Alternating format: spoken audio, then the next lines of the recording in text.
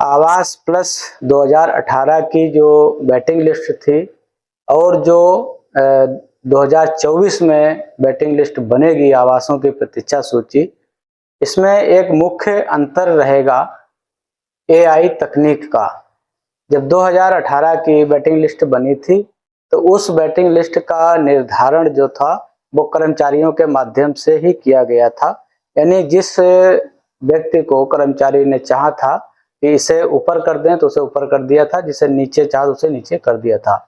लेकिन अब जो सर्वे हुआ है, जो अभी काम चल रहा है, जब सारी चीज इसमें फाइनल हो जाएगी, सेल्फ सर्वे का सत्यापन होके मुख्य डाटा में मर्ज हो जाएगा और वहां पे जब चेकर के द्वारा सारा सत्यापन कर लिया जाएगा, उसके बाद में एआई तकनीक का उसमें इस्तेमाल किया जाएगा। एआई तकनीक पूरे डाटा को फिल्टर करेगी और फिल्टर करने के बाद में वो वरीयता क्रम निर्धारित करेगी किस व्यक्ति को पहले आवास मिलना है और किसे बाद में मिलना है। वरीयता के जो मानक हम देखें तो जो एकल महिला वाले परिवार हैं, यानी जो विधवा महिलाएं हैं, विकलांग मुखिया वाले परिवार हैं, गंभीर बीमारी से ग्रस्त परिवार हैं, निम्न आय वाले परिवार हैं, बंधुआ मजदूरी से मुक्त कराए गए परिवार हैं, सर पे मैला ढोलने वाले परिवार हैं, जनजाति समूह के परिवार हैं। तो ऐसे परिवारों को वरीयता मिलेगी और उसका निर्धारण सरकार कर रही है और वही क्रम ऐप पे लागू किया जाएगा, जिसे पहले आवास मिलना चाहिए उसे पहले मिलेगा और जिसे बाद में मिलना चाहिए उसे बाद में मिलेगा। तो यहाँ पे ना तो कोई कर्मचारी फिक्स कर सकता है, ना कोई प्रधान फिक्स करा सकता है।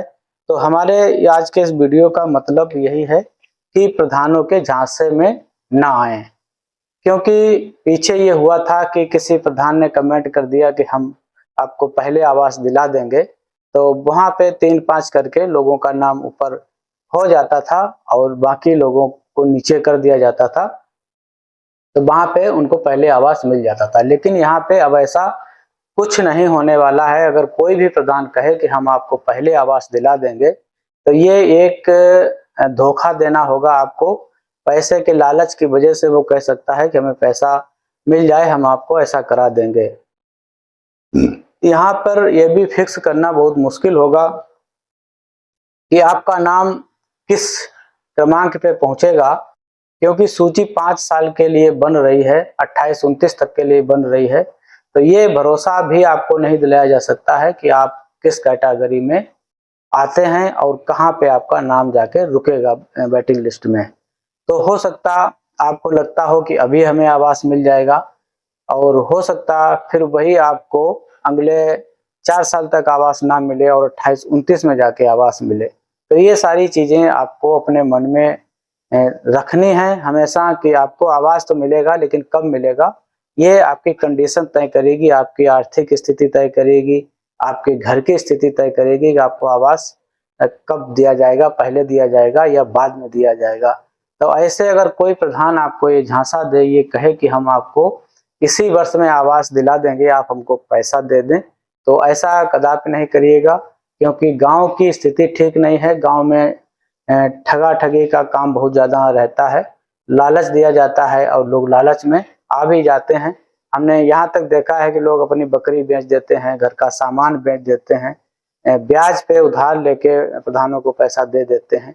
तो ऐसा ना करें, आप ब्याज चुकाते रहेंगे, 4 साल हो जाएंगे। और एक महत्वपूर्ण बात है कि अभी मार्च और अप्रैल 2026 में ये सारे प्रधान बदल जाएंगे। शायद ही 2-4% प्रधान जो हैं वापस लौट के आते हैं, बाकी सारे नए प्रधान ही हो जाते हैं। तो जो कमेंट आपसे करके गए हैं, तो कोई भी भरोसा नहीं है कि ये दोबारा लौट के आएंगे या दोबारा प्रधान बन के आपके बीच में होंगे। कोई नया प्रधान होगा, वो नई बात आपसे करेगा। तो ऐसी चीजों से बच के रहें, सिर्फ आप सूची में अपना नाम सम्मिलित कराने तक ही सीमित रहें और किसी भी बात को लेकर ना कहें। कोई भी प्रधान कहे कि हमें इतना रुपए पहले से जमा कर दो, हम आपको इसी साल आवास दिला देंगे, तो ये संभव नहीं है। अगर एआई तकनीक ने आपके डाटा को पकड़ा और समझा कि ये ऊपर रखने लायक है तो वो ऊपर करेगा, अन्यथा वो नीचे आपको डाल देगा।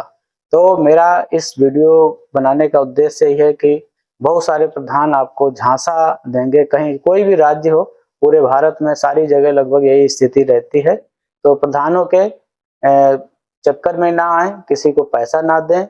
आपका डाटा ही आपको निश्चित करेगा कि आपको पहले आवास मिलेगा या बाद में आवास मिलेगा। हो सकता है आप अभी सोच रहे हो कि हमको अभी मिल जाएगा, लेकिन हो सकता है वो 4 साल बाद आपको आवास मिले। तो मेरा मतलब सिर्फ यही था, लोगों को जागरूक करना। वीडियो को ज़्यादा से ज़्यादा शेयर करिएगा, चैनल को हमारे सब्सक्राइब करके यहाँ से जाइएगा।